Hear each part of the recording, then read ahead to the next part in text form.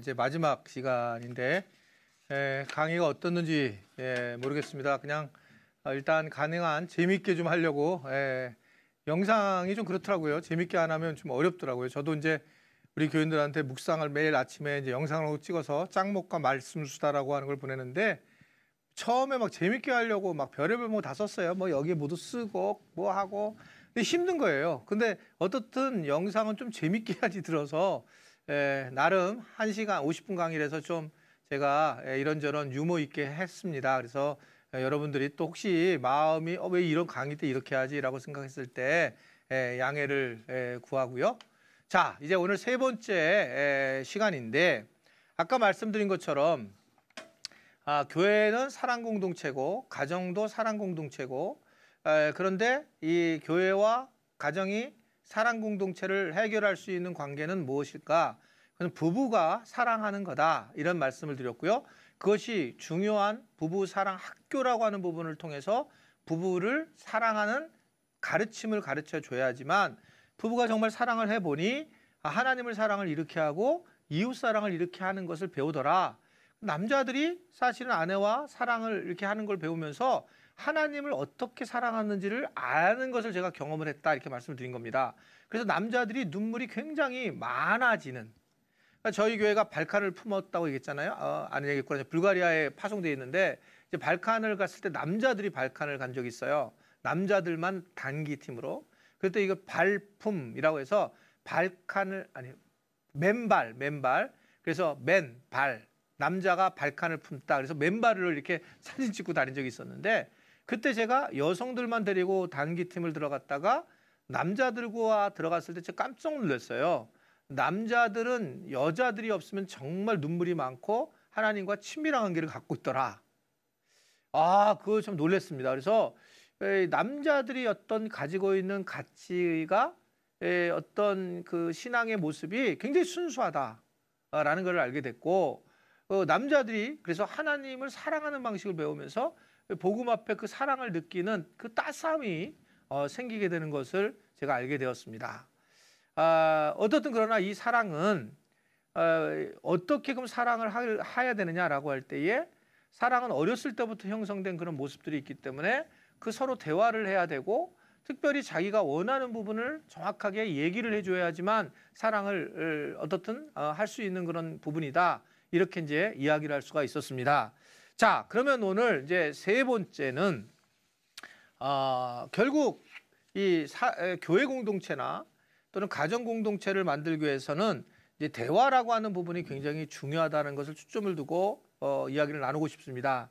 근데 아까 1부 때 얘기한 것처럼 제 뒤에 상담 전문가인 분들이 한 2분 계신 것 같아서 저는 그냥 뭐 어떤 그 큰 흐름을 얘기하는 게 순서에 맞겠다라 생각이 돼서 디테일한 그 어떤 그 대화 방법보다는 큰 흐름으로서 대화에 대한 이야기를 좀 나누고 싶습니다.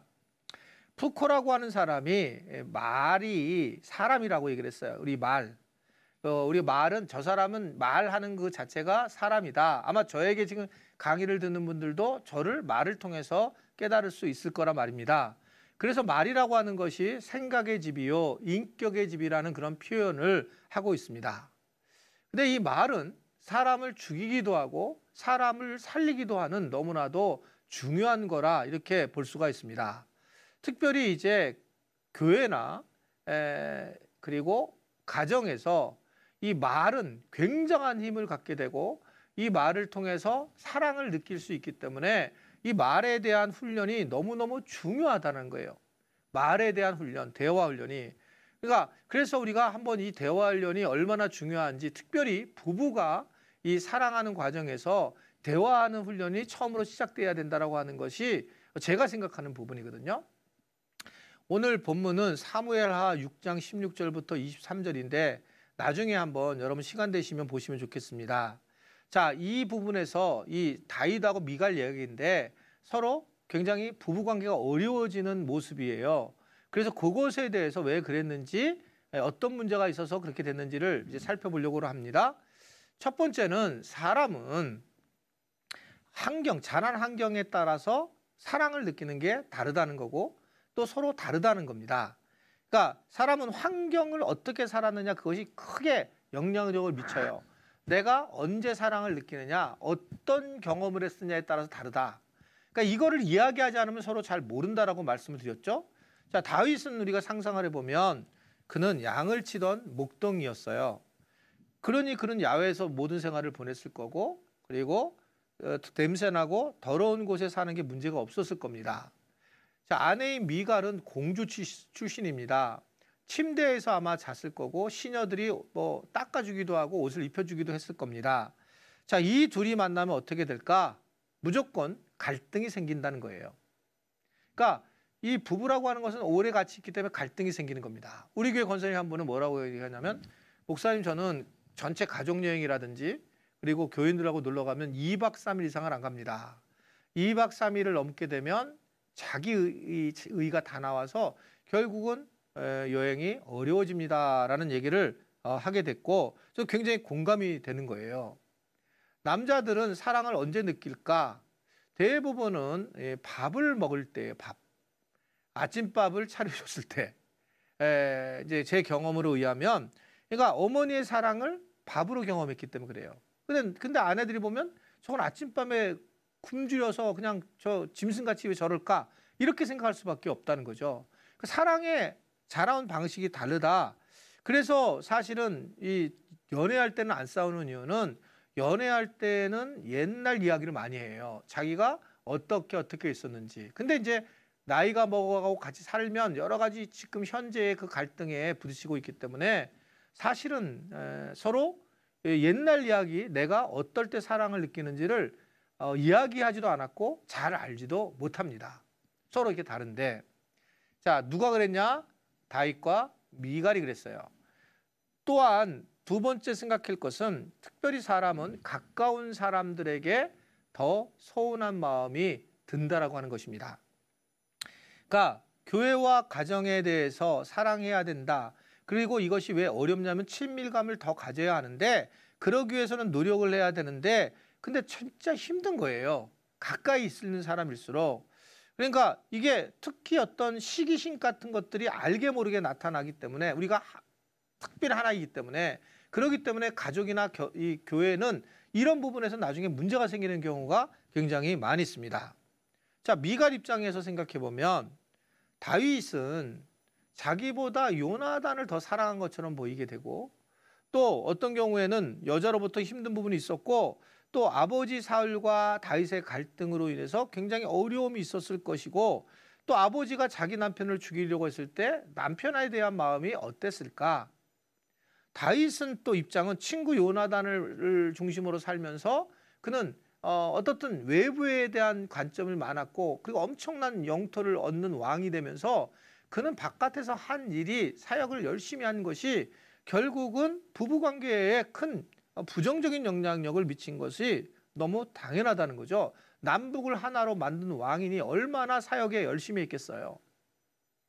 제가 느끼는 거는 선교사님들 중에, 목사님들 중에 교회를 성장시키고 거기에 집중했던 목회자들의 부부관계가 좋지 않습니다. 선교 사역을 잘하는데 결국 여기에 에너지를 쏟고 힘을 쏟았던 분들의 부부관계가 좋지 않습니다. 다 그런 건 아니지만, 그것은 왜 그러냐면 에너지를 그쪽에 쏟아버렸기 때문에 그렇다는 거죠. 그러니까 다윗과 미갈 관계도 어떻게 생각하면 그런 관계의 형성이 돼 있다라고 보여지게 됩니다. 또 하나는, 사람은 상한 마음이 언제든지 튀어나오게 돼 있다는 겁니다. 숨겨 있다는 거예요. 자, 이거는 어떤 사건이 벌어지면 다시 올라오는데, 오늘은 다윗 왕이 법궤, 그 성의 법궤가 이제 여호와의 법궤가 들어오니까 벌거벗고 춤을 추는 거예요. 이것을 보고 이 미갈이 업신여기고 어떻든 간에 심중에 그런 마음을 갖게 되는 거예요. 그게 이제 사무엘하 6장 16절에 나오는데, 남편을 비난하게 됩니다. 사실은 이게 무슨 뭐 여호와의 그 법궤가 들어와가지고 뭐 왕이 춤을 췄다고 해서 뭘 그렇겠어요. 근데 엉켜 있는 겁니다. 이미 닫혀 있는 거예요. 이 다윗이 자기에게 사랑을 주지 못했다는 것을 그는 알고 있었고, 결국 나중에 보면 뭐 아까 좀 요나단 건부터 시작해서 자세히 보면 다윗이 남유다를 세웠을 때도 이 세우고 한참 있다가 북이스라엘에 있는 아내 미갈을 데리고 오는, 어떻게 생각하면 참 성의 없는 모습을 보이게 되고 이런 모습이 결국 업신여김으로 나타나게 되더라. 그래서 이 남녀들은 서로 간에 분명히 문제가 되면 나중에 공격이 들어오는 겁니다. 저도 이제 목회를 하면서 배웠던 하나는 제가 바른 소리를 누구한테 하고 뭐라고 했을 때에 감정적으로 대하면 그때는 아닌데 상황과 환경이 되면 반드시 나오게 되어 있어요. 그래서 목회자는 정말 말을 조심해야 돼요.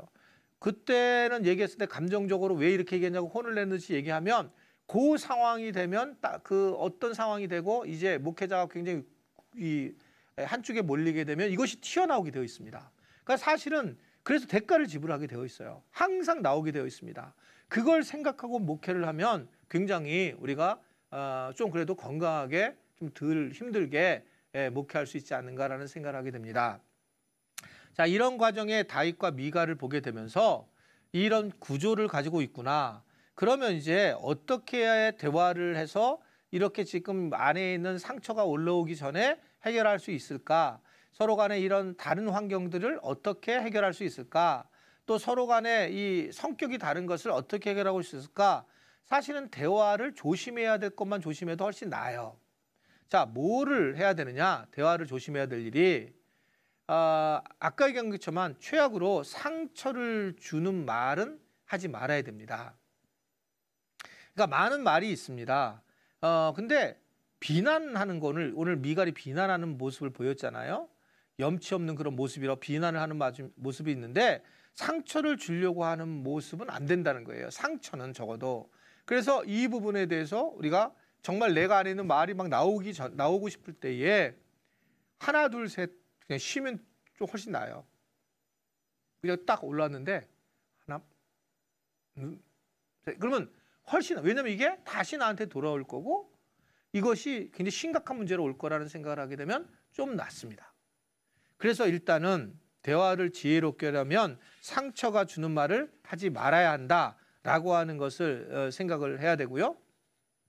다 아시는 얘기지만 또 대화의 중요한 부분은 비교라고 하는 부분입니다. 비교를 하지 말아야 된다는 겁니다. 미갈은 이 다윗에게 뭘 얘기하냐면 이스라엘 왕이 얼마나 영화로운지라는 얘기를 해요. 아버지 사울 왕에 대한 얘기를 하는 겁니다. 비교를 하게 된 거예요. 비교를 하면 무조건 그 사람은 그걸 받아들이지 않습니다. 저도 저 설교 잘 못해요 라고 했는데 누군가 와서 설교 잘 못하는 거 어느 목사님 보니까 설교 못하는 것에 대해서 얘기를 하게 되면 기분이 나쁘거든요. 그러니까 얼마 전에도 저한테 저하고 아무 상관도 없는 분당 우리 교회 이천수 목사님은 참 설교를 이렇게 하더라. 이재철 목사님은 자기가 유튜브를 듣고 있는데 이렇게 듣고 있더라. 근데 기분 나쁘더라고요, 그냥. 제가 전혀 그분들보다 잘하지도 못하고 그런 성품도 안 되는데 그냥 기분은 나쁘더라고요. 비교하는 자체가 나오는 순간 그런 문제가 되는 거예요. 그냥 만약에 목사님 이 설교가 참 좀 더 영적이었으면 좋겠다면 좀 덜 그럴 텐데 누군가를 비교하는 그런 느낌으로 저한테 오게 되면 제가 그렇게 판단하게 되면 굉장히 기분이 상하는 그런 모습을 볼 수가 있습니다. 하물며 가족이나 교인들 관계끼리 나타날 때에 굉장히 어렵게 되고 그 이야기를 들은 상대방은 더 공격적이 되더라.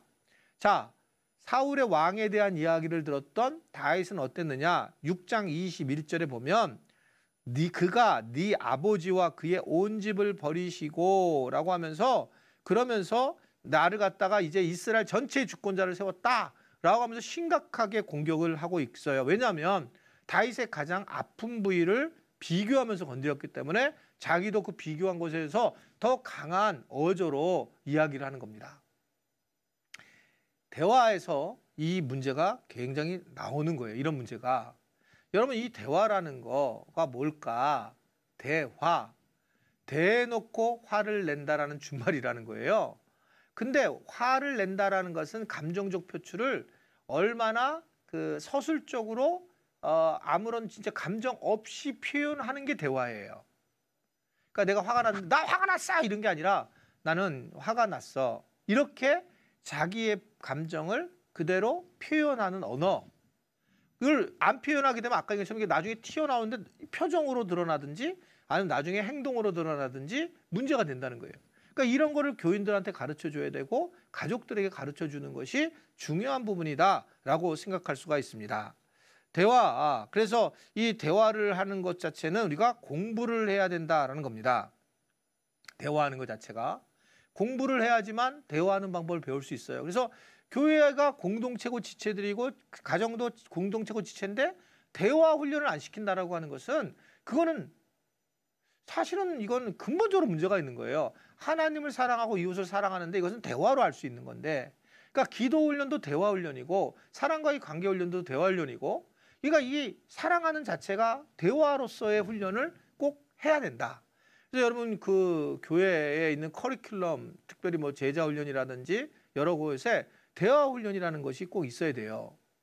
이제 저희 교회도 이제 하나님을 갖다가 사랑하고 이웃을 사랑하고, 이게 이제 어떻든 두 가지의 사랑의 공동체인데 그걸 따라오는 게 뭐냐면 하나님을 사랑한다라고 하는 이 부분에는 제자 훈련을 시킵니다. 그래서 묵상 훈련을 제일 많이 시키고, 하나님의 마음으로 들어가요. 반대로 묵상은 하나님은 어떤 마음을 가지셨는가, 그래서 내게 어떻게 말씀하고 계시는가가 이제 묵상의 핵심 부분입니다.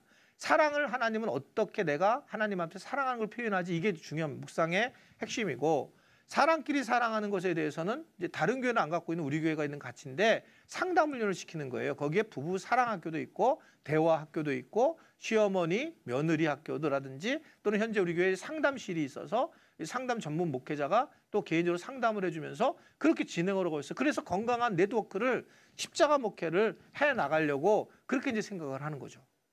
그게 이제 결국 교회 공동체에 필요성이 있다라고 보여지는데, 어떻든 이 대화라고 하는 부분에 대해서 정말 진솔하게 표현을 하게 되고 진솔하게 이야기를 듣게 하는 게 중요해요. 자, 여러분들이 대화를 할 때 예를 들면 너는 오늘 뭘 듣고 싶어? 이렇게 물어보는 거예요. 무엇 하기를 원하는가? 너는 언제 사랑을 느껴? 이거랑 똑같은 거잖아요. 질문을요. 그러면 이제 그런 거를 그냥 그럼 그 이야기를 해주면 되는데, 많은 사람들은 그렇게 얘기하지 않습니다. 제가 오늘 근본적으로 얼굴 검에다 얘기했어요. 오늘요. 강의를 하면서. 여러분들이 이제 느끼지 못하지만 약간 전체적으로 얼굴이 검습니다. 근데 이제 여러분 현장에서 나중에 만나게 됐어요. 그랬을 때 오프라인에서 만났는데 제가 이렇게 얘기했는데 진짜 목사님 얼굴 검하네요. 되게 검하네요. 이러면 저 기분 나빠요. 기분 나쁩니다. 그거는요. 그거 제가 얘기를 한 거잖아요. 그걸 얘기를 한 거니까 이 얘기 하지 마십시오. 이제 이런 얘기 하는 거잖아요. 이제 이런 부분에서 사람들은 사실은 이 대화를 잘 할 줄 모른다는 거죠. 그러면서 상처를 주고 교회가 사랑이 없다, 뭐가 없다 이렇게 표현을 하는 상황이 되기 때문에 교회 공동체에서는 대화를 배우는 것이 굉장히 중요하다. 왜냐하면 사랑 공동체이기 때문에. 자, 그러면 사랑을 하려면 어떻게 대화를 해야 될까? 자, 디테일하진 않지만 먼저 아주 중요한 것은 마음의 대화를 해야 돼요. 마음 대화. 그러기 위해서는 경청을 하는 것이 굉장히 중요해요. 마음 대화는 세상에 있는 사람들과 대화는 달라요. 마음 대화는 어디서만 할 수 있는 대화냐면 교회와 가정에서밖에 못해요. 즉 지체들과 사랑하는 관계를 만드는 데서만 마음 대화를 해요. 세상에서는 마음 대화를 하는 곳이 아닙니다. 이게 잘못 배우면 세상에서 그 대화를 하게 되면 굉장히 무례하게 되고, 그리고 어떻든 이해가 되지 않는 모습으로 보인다는 거죠. 세상의 일반적인 대화는 사실 정보를 나누는 사실 대화예요. 자, 택시를 탔어요. 택시 운전사가 오늘 어디로 모실까요? 그랬는데 저 마음이 아파요. 그러면 안 돼요. 내가 어디로 가야 되겠다, 종로 5가로 가야 되겠다라고 사실을 얘기를 해야 되는 거죠. 사실로 물어봤으니까. 자, 의사가 어디 아프셔 오셨어요? 했더니 참 제가 우울하고요, 힘들고. 이게 어디 아픈지를 얘기해 줘야 돼요. 내가 지금 가슴이 아픈지 아니면 제가 귀가 아픈지 머리가 아픈지를 얘기해 줘야지만 해결이 되는데, 그렇게 자기 마음에 대한 감정적 표현을 하게 되면 그것은 올바른 대화의 관계가 아닙니다. 그러니까 이런 마음의 대화가 필요해요. 자, 이게 무슨 뜻이냐? 자, 이제 남편에게 물어보는 거야, 아내가. 여보, 오늘 요번에 상여금이 언제 나와요? 물어봤다고 쳐요. 그러면 남편이 내일 모레 나와요. 그러면 거기서 끝나잖아요. 그러면 남편은 서운해요. 자, 사실을 물어봤지만 그 뒤에는 뭐냐면 당신 정말 이번 달 몇 개월 동안 너무 수고했어요. 와, 당신 정말 애썼네 하고 마음을 읽어주는 그런 대화하는 방식이 중요하다라고 보여진단 말입니다. 근데 새로운 부부가 정보만 전하게 되면 이것이 굉장히 어려워지고 힘들어지는 과정으로 가는 경우가 굉장히 많이 있어요. 많이 있습니다. 이게 뒤 배경이 바뀌었네. 깜짝 놀랐네. 그래서 어떻든 간에 우리가 마음의 대화를 해야 되는데 남자들이 아까 말씀드린 것처럼 호르몬 차이로 또는 자란 환경에 따라 자기가 가지고 놀았던 장난감들이라든지 관계하는 것에 따라서 이게 마음의 대화를 정말 잘 못해요. 근데 요새 물론 반대가 되는 경우도 있더라고요, 남녀가.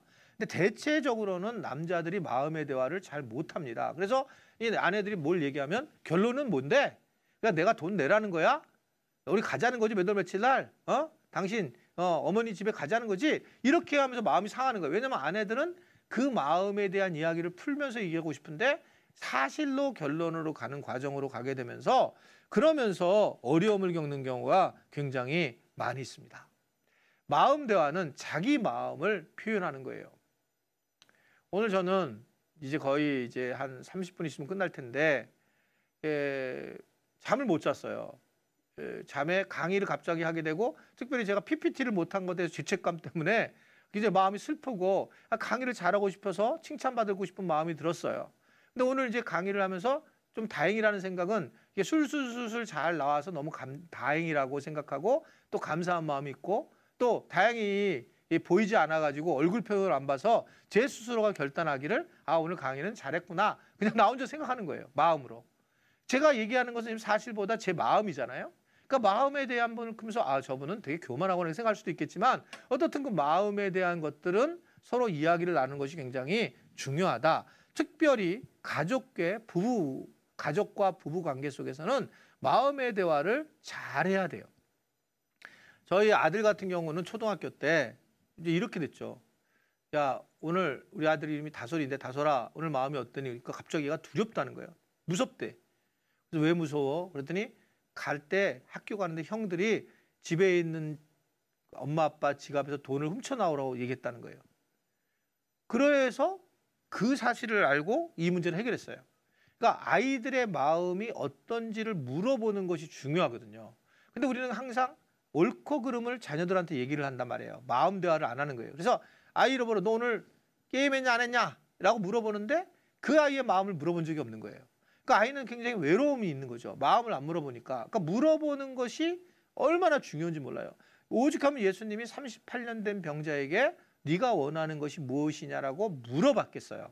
물어보면서 그 사람이 사랑을 느끼는 거예요. 정말 내가 원하는 걸 원하시는구나. 그럼에도 그 38년 된 병자는 못 찾아왔지만 오늘 우리가 오늘 만약에 이거 끝나고 난 다음에 여러분들이 여러분 자녀들한테 한번 물어보세요. 너는 원하는 게 뭐야? 너 마음은 어때?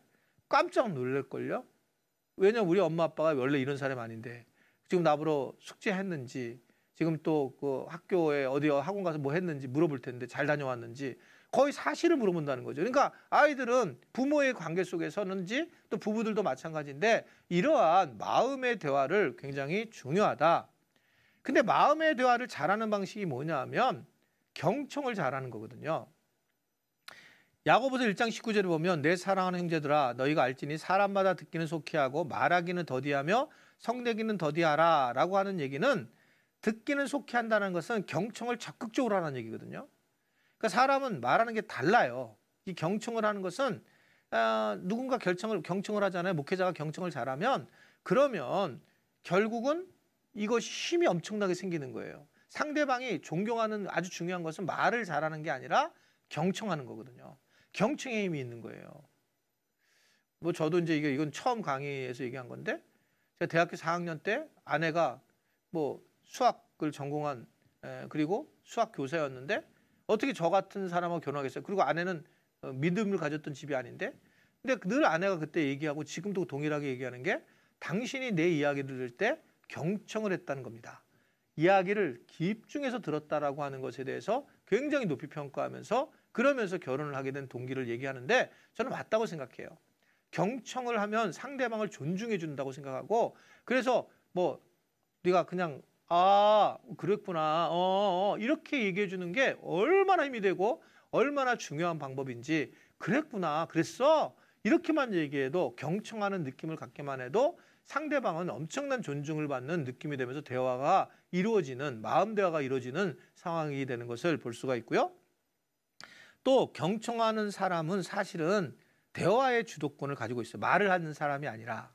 여러분 이렇게 몇 명이 모여서 얘기할 때 보면 말을 하는 사람은 어느 정도 보면 그냥 사람들이 이렇게 밀어내지만 경청을 하려고 하는 사람들에게는 이게 사람들이 자꾸 물어봐요. 당신은 어떤지. 사실은 대화의 주도권이 거기에 있다는 거죠. 이 대화의 주도권이.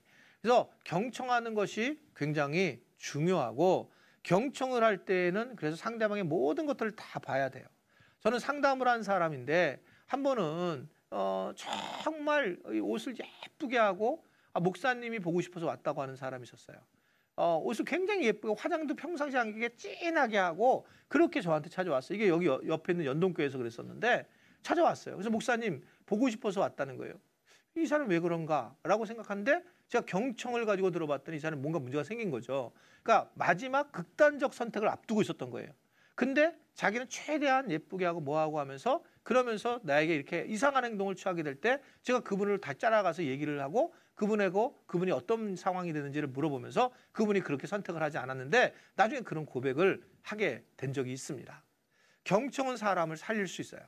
그러니까 그의 표정과 그의 몸이라든지 그 어떤 그 옷이라든지 이런 모습을 통해서 거짓말 사람들은요 절대로 이게 내용과 마음을 다르게 얘기하거든요. 그러니까 아마 목회자들은 그런 제 말에 공감되는 게 있을 거예요. 뭐 오늘 집사님 이번에 아프신데 신방을 갈까요? 그러면 아니요 오지 마세요 이렇게 얘기를 하죠. 근데 이런 경우는 진짜인데 온 몸과 마음과 뜻을 다해서 나 절대 오면 안 돼 신방 오지 마세요. 아유 목사님 너무너무 이렇게 되는 분들 가셔야 돼요. 이게 자기 자체가 사실 이게 과도한 감정이 들어오는 거는 원하는 거예요. 그럼 나중에 이거 가지고 삐치는 거예요. 그러니까 목회가 힘든 겁니다. 목회가 힘든 거예요. 이런 것들을 다 봐줘야 되기 때문에 쉽지 않은 게 사실 목회의 모습이다 이렇게 생각할 수가 있습니다. 이 경청한다는 거 상대방의 마음을 알아주는 거라고 생각하기 때문에 여러분 다시 말하지만 그랬구나 이 부분을만 해도 제가 볼 땐 70점 이상이 됩니다. 경청에. 그래서 목회자는 설교병이 있는데 이걸 잘 조절해서 경청을 해서 마음의 대화를 하는 것을 되게 훈련을 시켜야 한다. 또 하나는 얘기한 것처럼 경청을 하는 과정에서 사실보다 감정을 읽어야 한다는 것입니다. 특별히 사랑이라는 것이 감정에서 나오기 때문에 더 그렇습니다. 자, 어떤 아이가 왔어요. 주일날. 근데 이 아이가 와가지고 선생님 나 헌금 까먹었어요. 이렇게 얘기를 했어요. 지금 이 인토네이션이나 억양같이 선생님 나 헌금 까먹었어요. 이렇게 얘기했을 때에 자, 이 아이의 마음이 어떠냐는 거예요. 그 마음이 어떠냐에 따라서 대답하는 게 다릅니다. 그 아이는 화가 난 듯 불안에 떨어서 까먹었다고 얘기하는 거잖아요. 죄를 고백하는 거잖아요. 근데 이거를 갖다가 만약에 그냥 액면으로 받아서 야, 너 헌금 까먹으면 하나님 건데 지옥 간다. 걔는 정말 충격을 받을 거예요. 근데 걔의 마음을 이해를 해주게 되면 훨씬 더 이 마음의 표현들이 잘 이루어질 수 있다는 겁니다. 그러니까 내가 속상하구나, 이런 걱정이 되는구나, 이런 부분들을 얘기하기 때문에 네가 참 힘들구나, 네가 마음이 지금 걱정이 되는구나, 이런 부분을 읽어주게 되면 그 아이는 그래요, 내가 괜히 까먹어가지고 이렇게 하나님 앞에 혼날까 봐 두려워요. 근데 두려운 마음이 있네. 네, 선생님 이제 앞으로 저는 그러지 않을 거예요. 이렇게 이제 끄집어내야 되는데 위에서 딱 찔러버리게 되면 아이들은 결국 그때 그 교회에 상처를 받고 교회를 떠나는 경우가 굉장히 많이 있다 이렇게 볼 수가 있습니다. 이 마음의 대화는 사랑이라는 거였기 때문에 하나님도 사랑인데 우리도 사랑이야, 사람도요. 그렇기 때문에 하나님과의 관계에 있어도 이 마음의 대화의 기도는 굉장히 중요합니다. 여러분 그런 생각해 본 적 있어요? 성경을 보면 하나님의 말씀이라고 하는데 근데 우리가 그중에 시편 말씀 좀 달라요. 시편은 하나님 말씀이 아니에요. 하나님이 어떻게 가라사대 하나님이 뭐라고 말씀하신 적이 없습니다. 거기에는요. 근데 그걸 시편이 왜 성경에서 많은 사람들이 감동을 주고 왜 시편을 갖다가 사람들이 은혜를 받는 성경으로 보냐 하면 시편의 기도들이 대부분 마음의 기도예요. 마음의 대화의 기도. 그러니까 거의 하나님, 세상 사람들이 막 조롱합니다. 하나님을요. 하나님 없다고 합니다. 나 진짜 비난거리고 조롱거립니다. 속상해 죽겠습니다. 이런 자기 마음을 표현하는데 우리의 마음을 표현하는 것과 마찬가지이기 때문에 그렇습니다. 근데 대부분 기도가 이 마음의 기도가 아닌 거예요. 그래서 어떻게 기도합니까? 정보를 드리는 거 하나님 앞에. 그래서 정보에 따라 이게 하나님 응답해 주시기를 원하는 겁니다. 하나님 내게 5억이 필요한데요. 5억을 하나님 앞에 정보로 드립니다. 아시겠죠? 5억을 주셔야 합니다. 하나님, 아들이 서울대를 가야 합니다. 정보를 드려요. 그리고 하나님 앞에 기도를 하는 거예요. 응답 오지 않습니다. 하나님이 왜냐하면 그런 사실에 대한 응답을 하는 게 아니라 하나님은 마음을 만나고 하나님을 만나는 거 훨씬 더 중요하게 생각하기 때문에 그래요. 아마 목회를 하는 분은 다 아실 텐데 목회를 하신 분들은 갑자기 안 나오는 분들이 새벽 기도를 나오는 경우가 있어요. 그때 무슨 사고가 난 거예요. 그 가정에. 그 가정에 뭐가 사고가 났는데 그래서 이제 그분들이 새벽 기도에 와서 기도를 하게 되는데 근데 여러분 잘 보시면 그분들이 맨 처음에 기도를 하다가 자기가 가지고 있는 지금 어려운 문제를 가지고 얘기하다가 시간이 지나면 점진적으로 회개로 넘어가죠. 회개를 넘어가서 결국 하나님과의 관계에 대해서 드러내면서 자기가 지금 있는 고난에 대한 또는 물질의 그것에 대해서 사실은 아무것도 아니라고 하는 고백을 하게 되는 경우를 우리는 볼 수가 있어요. 그렇죠? 그러니까 그러한 고백을 보게 되면 결국은 여기서 우리는 뭘 할 수 있게 되냐? 하나님 앞에 지금 그 어떻든 나아가는 우리 모두가 결국 어떤 상황이냐면 그 하나님의 사랑의 관계로 들어가려고 해야 되는 것이지 우리가 뭔가를 얻어서 가는 것이라고 보여지지 않고 하나님의 사랑의 관계만 해도 굉장히 깊어진다는 거죠. 그래서 결국 우리가 다 알다시피 하나님과의 친밀성이 가장 중요한 문제고 하나님 주신 복 중에 최고의 복은 결국 우리가 무슨 기도의 응답을 받아서 무슨 집을 사고 이게 아니라 하나님과 친밀해지는 관계, 이것은 사랑의 관계잖아요. 이런 것들의 관계가 형성되는 것이 매우 중요하다라고 하는 것을 오늘 우리에게 전해주고 있습니다. 마음의 기도를 좀 하는 게 좋은 것 같아요. 저희 교회가 이걸 많이 가르쳐서 대표 기도회 때 이제 이런 기도를 했던 사람들이 많은데 요새는 또 조금 또 안 해요. 이제 사람들이 막 바뀌니까. 그때 이제 저희 교회 교인들이 몇 분이 계속 그렇게 기도해요. 지금도 좀 그런 기도를 하고 있는 편인데 뭐 전능하시고 천지를 만드시고 사실이잖아요. 그런 기도도 필요하지만 그런 기도보다 마음의 기도를 대표 기도로 하게 해요. 그러면 어떤 기도를 하냐? 하나님 내가 어제 연락을 받았는데 사실 제가 대표 기도라고 얘기를 합니다. 사실 준비를 하지 못했습니다. 하나님 제가 이런 모습으로 늘 살아가는 참 부족한 죄인입니다. 하나님 앞에 너무 죄송하고 교인들 앞에서 죄송한데 하나님 좀 용서해 주세요. 뭐 이런 식으로 기도를 해요. 뭐 이게 뭐가 잘못된 게 아니라 그냥 마음에 대한 기도를 하는 겁니다. 그랬을 때 하나님이 그 마음을 만져주시고 만나주시는 거잖아요. 근데 이게 만약에 마음 기도를 하지 않게 되면 자꾸 우리는 율법적인 기도를 하게 되고 그리고 자기의 생각만을 전하는 기도를 하게 될 가능성이 높다라고 저는 생각을 하게 됩니다.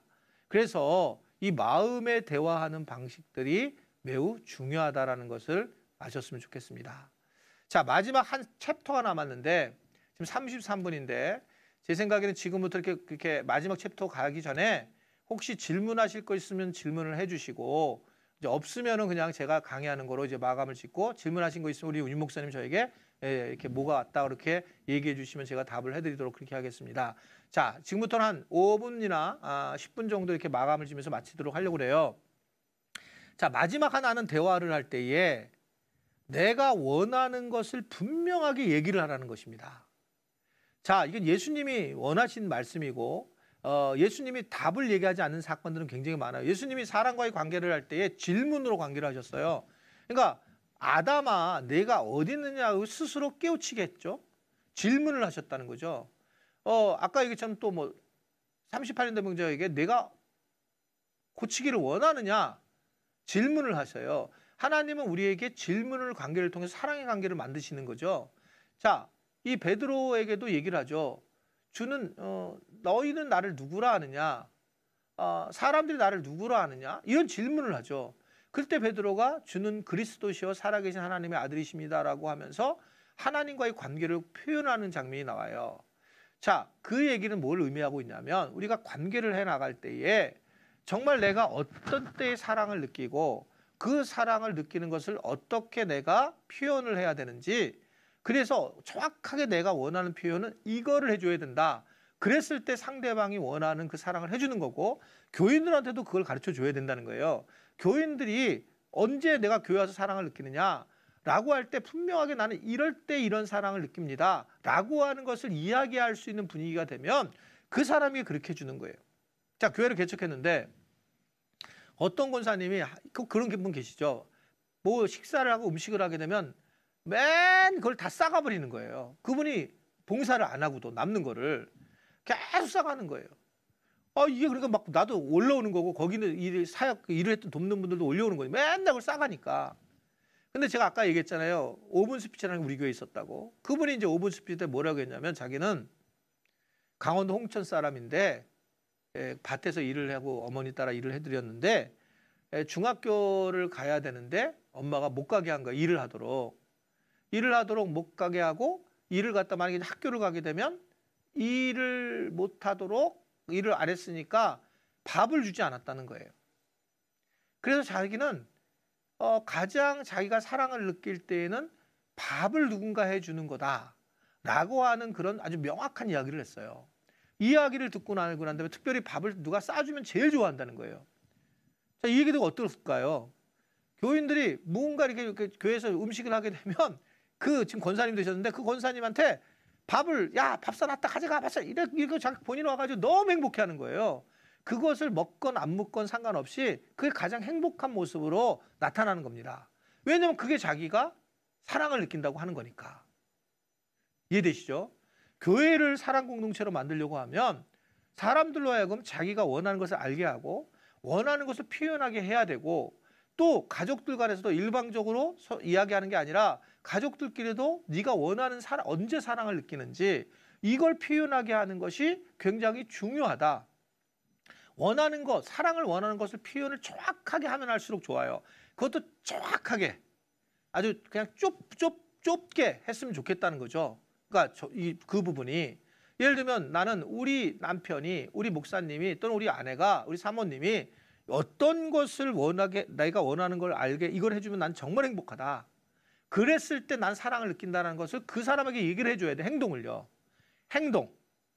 말이든지 행동을 하게 해줘야지만 이게 정확하게 자기가 행복해진다는 거죠. 사모님은 나는 우리 목사님이 예를 들면 청소를 해주기를 원한다.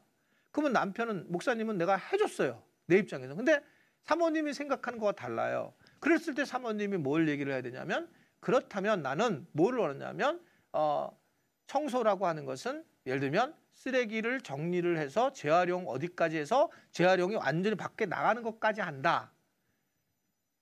음식 쓰레기 할 거냐 말 거냐라는 것도 정확하게 정리하고, 그랬을 때 난 사랑을 느낀다. 이렇게 얘기해야 되는 거예요. 그러니까 그런 명확하게 좀 남편도 그걸 해주면 되고, 또 남편 목사님도 나는 아내가 설교를 끝나고 난 다음에 설교 끝나자마자 여보 최고 이렇게만 해줘도 나는 최고다. 나는 채워진다. 그러면 그렇게 요구를 한다든지 어떻든 그런 이야기를 서로 이야기하는 겁니다. 이게 대화예요. 서로 원하는 것을 정확하게 서로 주거니 받거니 하는 것이 대화다. 자, 그렇게 되면 뭐가 생기냐면 부부가 사랑하는 마음이 생겨요. 왜냐하면 자기가 원하는 것을 해주기 때문에, 사랑하는 것에 대해서. 그래서 맨 처음에 포기했던 것들을 다시 내가 회복하게 되면서, 그러면서 사랑의 감정이 올라오고 부부가 사랑하게 되면서 그 사랑이 교회 공동체와 가정 공동체에 흘리게 되고, 하나님을 관계하는 데서도 사랑을 경험한 것이 하나님과 관계하는 데에 같이 가더라는 겁니다. 그래서 부부가 사랑했을 때 하나님의 사랑의 관계를 형성하는 과정이 중요하고, 제가 쓴 논문에 그게 있는데, 이게 뭐가 있는 400명한테 이 부부한테 30, 40대기 조사를 했었을 때, 예를 들면 어떤 거냐면, 예를 들면 부부가 사랑을 했을 때 하나님과의 사랑에 도움을 받는 사람을 조사를 했는데, 하나님과의 사랑의 관계, 즉 은혜를 받았을 때 부부 관계가 도움을 받았을 때는 50%가 좀 넘었어요. 정말 도움을 받더라. 하나님 관계를 하니까 우리 부부가 좋아지더라. 근데 부부가 사랑하는 이러한 방식들을 해봤더니 하나님과의 사랑이 좋았을 때는 90%가 넘었어요. 그러면 방법이 뭐냐면 하나님을 사랑하는 것에 대한 방식이 부부를 사랑하게 하는 것이 중요한 부분이다. 그래서 교회 공동체라든지 이런 부분에서는 부부 사랑 학교를 하는 것이 정말 중요하다라는 것을 이 연사는 외치는 거예요. 오늘 이 내내 결국은 이게 교회나 가정이 다 하나의 공동체로 가야 되는데 이게 다 사랑 공동체고 이것을 해결할 수 있는 것은 부부가 사랑하는 학교를 다니면서 알게 되고 그 부부 사랑 학교는 되게 어렵냐? 그렇지 않고 아까 얘기했잖아요. 제가요. 원하는 것을 정확하게 서로 얘기하고 들어주면서 그걸 정리하는 게 부부 사랑 학교예요. 뭐 강의하거나 이런 것이 아니라 서로 그걸 조절해 주는 거가 부부 사랑 학교고 이것이 이루어졌더니 우리 교회의 경우 20년 지난 결과가 그래도 좀 괜찮더라. 이게 제가 지금 막 시작하는 거라면 얘기하기가 어려운데 이렇게 했더니 사랑하는 방식들을 알고 사랑하는 것을 갖다가 서로 간에 주거니 받거니 하면서 그러면서 행복해지는 그런 모습들을 보고 있고 그러면서 저도 목회하는데 굉장히 기쁨이 있더라. 이 얘기를 하고 싶습니다. 목회에도 도움이 되겠지만 지금 목회자들 부부관계가 큰 도움이 될 거라고 저는 생각을 하게 돼서 여러분들이 이번 강의를 듣고 끝마치지 말고 꼭 여러분들이 이 부부에 대한 또는 사랑에 대한 이 부분들을 관심을 갖고 여러분 교회 공동체와 가정 공동체를 돕는 그런 분들이 될 수 있게 되기를 바라요. 제가 이제는 이제 질문을 듣기 위해서 9분밖에 안 남아서 이제 여기서 마치도록 하겠습니다. 혹시 질문 있으시면 올려주시면 좋을 것 같습니다. 질문이 없으니 너무 감사하고 이제 아마 대체적으로 질문 어떤 질문을 하시냐면 부부 사랑학교를 어떻게 배우냐 이런 질문을 좀 많이 하세요. 저희 교회는 우리 총회에서 하는 매월 봄에 그 총회 목회자들 부부 사랑학교를 하고 공식적으로 우리 교단 목회자들을 하게 되고 또 우리 교회 그 타교단 목회자들 위해서 선교사님들 위해서 또 가을에 한번 열게 됩니다. 그때 이제 지도자 강습회처럼 열어서 도움을 드리고 있어요. 근데 지금 코로나 기간 동안에 잘 못하고 있는데 교회에 또 이렇게 교재가 이렇게 돼 있습니다. 지도자 교재와 학생 교재가 있는데 그런 것들은 뭐 아주 얇습니다. 이게 왜냐하면 프로그램이 아니고 어떤 서로의 대화해야 하는 방식이기 때문에 그래서 기회가 닿으면 여러분들이 뭐 우리 또 이 단체에서든지 또는 뭐 우리 또 통합주 교단에 있는 기독공보에서 아마 광고가 나오라고 생각하고 페북을 좋아하시는 분들 페북을 저한테 장동학 목사하고 친구를 이렇게 매기게 되면 제가 페북에다 이 광고를 올리고 있습니다. 그래서 그렇게 해서 여러분들이 참여하시면 도움을 드릴 수 있습니다. 오늘 수고하셨는데요. 여기까지 끝나도 되겠습니까? 네, 그러면 우리 박수로 마치겠습니다.